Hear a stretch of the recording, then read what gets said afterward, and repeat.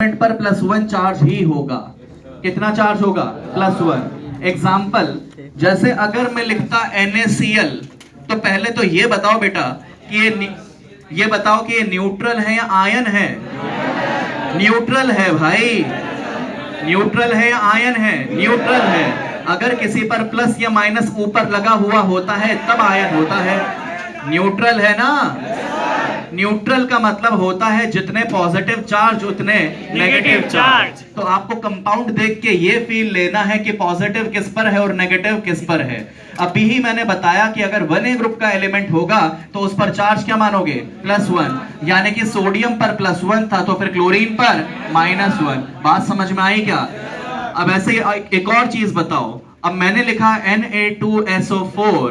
बेटा सोडियम पर, एक सोडियम पर कितना चार्ज? कितना चार्ज?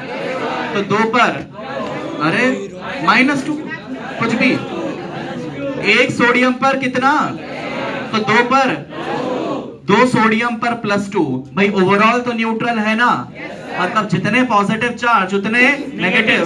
तो जब 2 सोडियम की वजह से +2 तो फिर SO4 की वजह से आया क्या समझ में? Yes sir. ऐसे ही अगर मैंने लिखा H2SO4, एक हाइड्रोजन की वजह से +1, 2 की वजह से +2 तो फिर SO4 की वजह से आया क्या समझ में?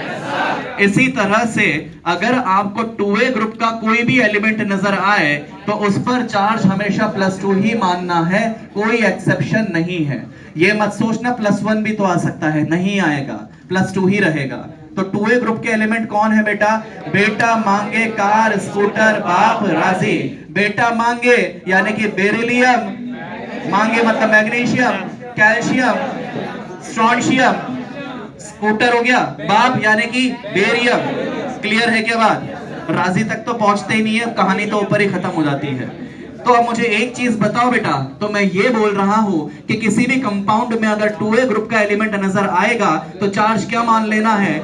तो मुझे एक चीज बताओ बेटा, अगर मैंने लिखा BaSO4 तो बताओ बेटा ये न्यूट्रल है या आयन है?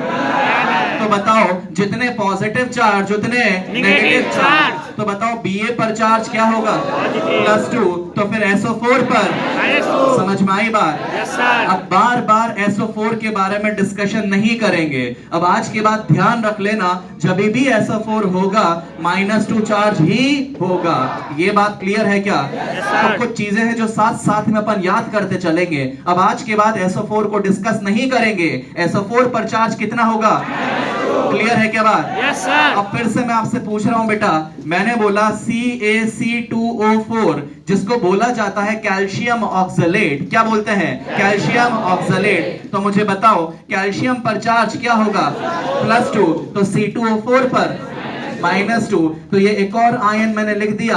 आज के बाद C2O4 जब भी नजर आएगा तो चार्ज क्या मान लेंगे? -2। एक और एग्जांपल लिखता हूं बेटा, मैंने लिखा CA3PO4 होल ट्वाइस।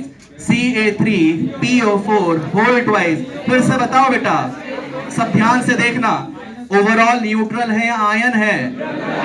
मतलब जितने पॉजिटिव चार्ज उतने नेगेटिव चार्ज। अब बताओ कैल्शियम, एक कैल्शियम पर +2 तो 3 पर +6। भाई कैल्शियम की वजह से +6 तो PO4 की वजह से -6। कितने PO4 की वजह से? 2 PO4 की वजह से -6 तो 1 PO4 की वजह से -3। आएगा कि नहीं आएगा? तो आप भी याद करो, PO4 पर तो -3 चार्ज ही लगाते हैं। लगाते हैं नहीं लगाते हैं? आया क्या समझ? एक और एग्जांपल बताओगे? आवाज नहीं आई? Yes sir. एक और एग्जांपल। अब मैं लिख रहा हूं बेटा, मैंने एग्जांपल लिखा Al2। क्या लिखा बेटा? Al2SO4 whole thrice.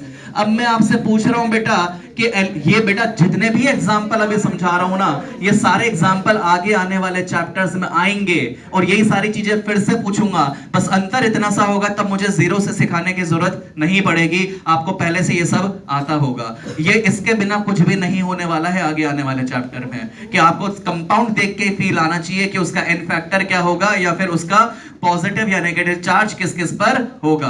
तो बताओ ओवरऑल ये न्यूट्रल है या आयन है? न्यूट्रल है। तो बताओ, अब आपको एल्यूमिनियम का पता नहीं है,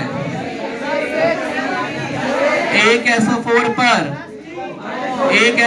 पर तो पर -6, तो एल्यूमिनियम पर 2 एल्यूमिनियम की वजह से +6, तो 1 की वजह से।